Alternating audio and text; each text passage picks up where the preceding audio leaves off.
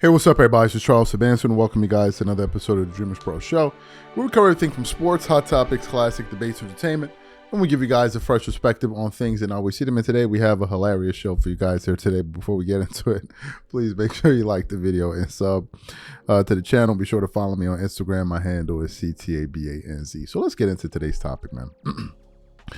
So yesterday, we did a live reacting to some comments that Colin Cowherd had to make on the show, The Herd, that were aimed at LeBron James. And it was startling, to be honest with you, because I had heard Colin Cowherd a number of years ago on, I think, Speak for Yourself, when it was him, Jason Whitlock, Marcellus Wiley. You had Chris Broussard and various others that were Jim Jackson and all these guys that would come on the show. And he would be up there making cases for why LeBron James has had a more impressive career than Michael Jordan and all of that. So when I heard the sound from him yesterday, basically saying LeBron James is an opportunist, he doesn't make you feel anything.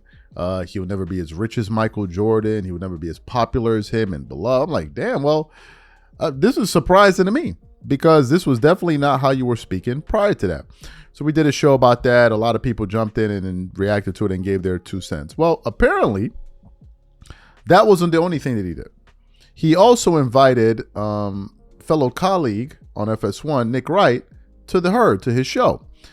And he essentially reiterated his comments that he made on his show originally that we did last night, where he said what he said about Nick, about Michael Jordan. So he invites Nick on the show, and he essentially begins to tell Nick Wright his feelings about this. And as he's talking to Nick Wright, you can see Nick Wright visibly getting annoyed by Colin Cowherd. And I'm like, this is just absolutely beautiful. Like, this is just absolutely beautiful. I'm like, we got to do a show about it. But before we get into the exchange, today's video is brought to you by our sponsor, Game Time.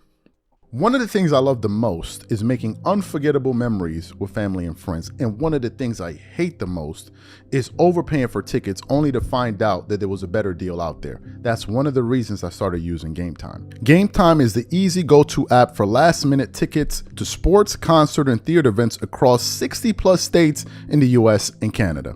Game Time saves me time, money, and stress by curating only the best deals, so I'm not wasting a whole bunch of time scrolling through overpriced tickets. Game Time Picks is my favorite tool. It highlights the best value seats instantly. No more guesswork, no more wasting time. For example, I'm really looking forward to watching some of these NBA Summer League games. Here's what I like to do. I choose between the cheapest deal, the great deal, or the amazing deal. Once you select the ticket you want, you can use their panoramic seat view to ensure you know exactly what you're getting before you buy. So take the guesswork out of buying tickets with Game Time. Download the app, create an account, and use code CLNS for $20 off your first purchase. Again, create an account and use redeem code CLNS for $20 off. And remember, whenever you support this sponsor, you're supporting this channel. Thank you. So what I want to do now is I want to play what Colin Cowherd had to say to Nick Wright yesterday, and I want you guys to take a listen to it. And then we're going to come back and continue on the show. Take a listen to Colin here. Interesting to me, as I said this, LeBron in 2016 or 2019 acknowledged, I'm chasing a goat. I'm chasing a ghost. He played for Chicago. He said, I think in his head, LeBron's like, listen, Michael's more beloved. Michael's net worth is $3.5 billion. Mine's $1 billion. I'm never going to catch him. And the truth is, I'm taking the money. I mean, that's the one. I got more points. My son made the league. I'm taking the money. That I do think there's a part of LeBron that he knows going back to Cleveland, that's a better roster for him. Going back to Dallas, Cooper, AD, coach, that's a better opportunity. But Michael's still in his head, and he's just going to take the money and bleed it out for another year in L.A. Okay. I think I disagree with every single piece of that. So let's go one by one. You did a very interesting. I don't know that I agree with you that next year Cooper Flagg will be already better than Austin Reeves. Maybe, but let's just say that's a push. Obviously, Anthony Davis, yes, is better than DeAndre Ayton. But there's one guy on the Lakers, I'm trying to remember who it was, who you didn't do the tit for tat with. Oh, yeah, Luka Doncic. So who's the guy on the Mavs that cancels out Luka Doncic on the Lakers? I'm just curious. And like as a crazy thought exercise, like if you traded the best player on the Mavs, Anthony Davis, for Luka Doncic, what do you think the public reaction would be? Who won that trade? Or did somebody get concussed and it was the worst trade in NBA history? So there's that piece of it where if Kyrie were healthy, and then you could talk me into it. But I think Kyrie's going to miss certainly most, if not all, of next year. So then this is why the LeBron money thing to me is so wildly unfair. First of all, he's the only guy in the NBA that has ever asked of this. And we can say, well, he's made the most money, but all of the best players have made hundreds of millions of dollars.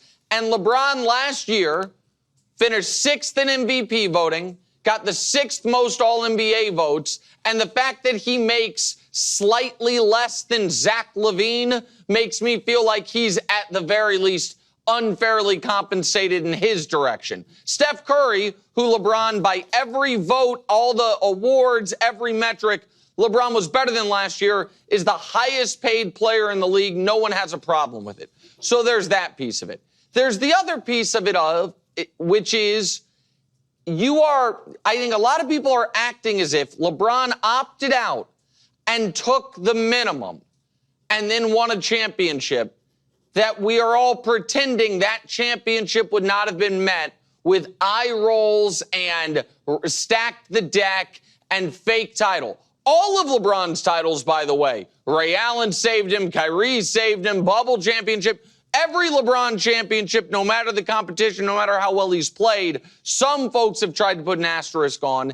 If he took the minimum to go play for a team that won 64 games, people would definitively try to put an asterisk on it. So I don't think that there was a way for LeBron to do this where he was going to escape criticism.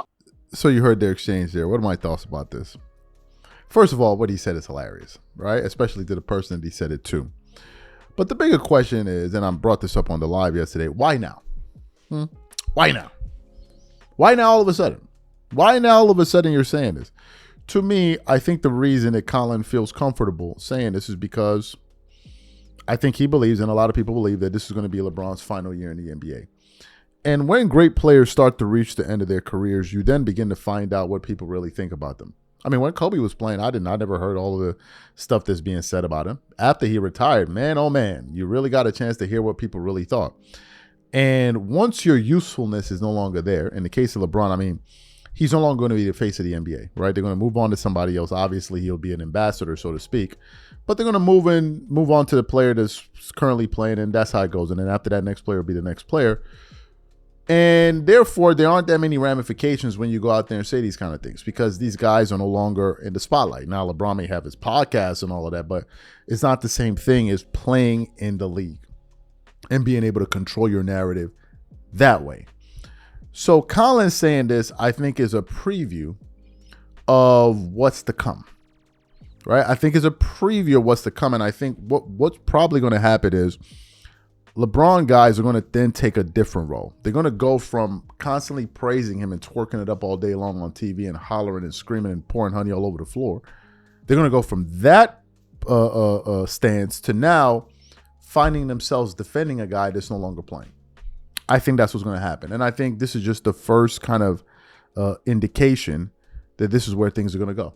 Oh, people are going to start coming out of the woodworks, man. The more time that goes on, the more disrespect kind of begins to come. The only person that's been able to maintain their level of GOAT status, so to speak, or their status, is MJ. MJ through and through has been able to maintain his status. Now, people have tried, they've failed. Oh, Jordan not this, Jordan not that. We're done with the night. None of it worked. None of it worked. The majority of NBA fans still consider Michael Jordan to be the greatest player to ever play the sport. So it didn't work with him. For other players, they weren't so lucky. Right, and I don't think LeBron is going to be an exemption to that rule. I think he's going to be a part of those players that ends up getting trashed by a lot of these guys. Trust and believe. I remember Colin Cowherd saying on the show, Kobe was never the best player in the NBA.